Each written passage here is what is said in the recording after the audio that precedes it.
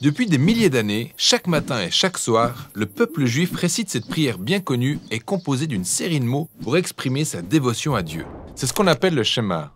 Écoute Israël, l'Éternel notre Dieu, l'Éternel est un. Tu aimeras l'Éternel ton Dieu de tout ton cœur, de toute ton âme et de toute ta force. Nous allons étudier le quatrième mot-clé de cette prière, cœur, qui en hébreu est parfois prononcé levav, ou plus souvent sous sa forme abrégée lev. Tout au long de l'histoire, les conceptions liées au fonctionnement du corps humain ont varié en fonction des cultures. Et c'est aussi vrai pour les anciens auteurs israélites de la Bible. Ils étaient conscients que le cœur était un organe dans la poitrine qui maintient en vie. La Bible fait mention d'un cas de crise cardiaque. Le cœur de Nabal mourut au-dedans de lui et il devint comme une pierre. Mais les auteurs bibliques relèvent plusieurs autres fonctions du cœur qui pourraient paraître étranges aux lecteurs modernes. C'est en fait parce que ces Israélites ne savaient rien du cerveau et donc n'avaient aucun mot pour l'exprimer. Ils s'imaginaient que toute l'activité intellectuelle humaine se déroulait dans le cœur. Dans la Bible, par exemple, c'est avec le cœur qu'on connaît. C'est avec le cœur qu'on comprend et qu'on relie les idées entre elles. Dans le livre des Proverbes, la sagesse réside dans le cœur et il sert également à discerner entre la vérité et le mensonge, comme Salomon l'a fait quand il était roi. Donc, c'est avec le cœur qu'on pense et qu'on développe sa perception du monde et bien plus encore. Dans la Bible, le cœur est le siège des émotions. C'est dans le cœur qu'on éprouve du chagrin, comme c'est arrivé à Anne qui ne pouvait enfanter. En fait, l'expression « un cœur brisé » provient de l'hébreu biblique ancien. Le sentiment de peur naît aussi dans le cœur.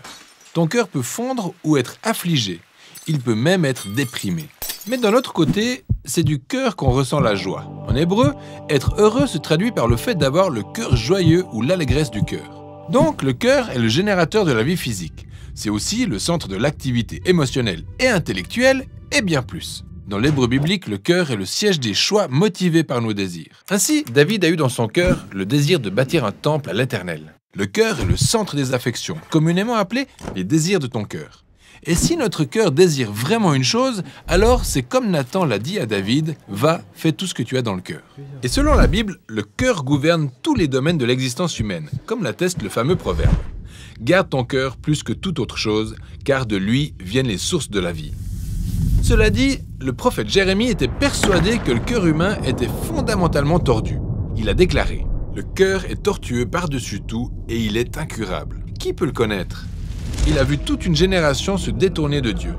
Ils ont commencé à sacrifier leurs enfants comme si c'était une bonne pratique. C'est pourquoi les prophètes hébreux pensaient que le seul espoir pour l'humanité était le renouvellement total du cœur humain. Moïse a prédit que la seule condition pour qu'Israël aime son Dieu était de circoncire son cœur.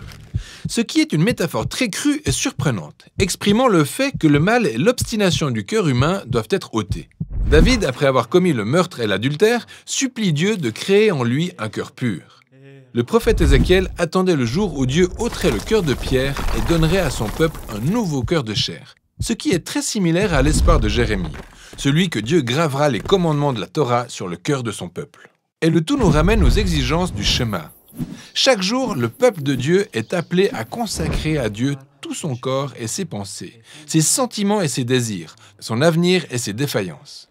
C'est en ça que consiste le fait d'aimer l'Éternel son Dieu de tout son cœur.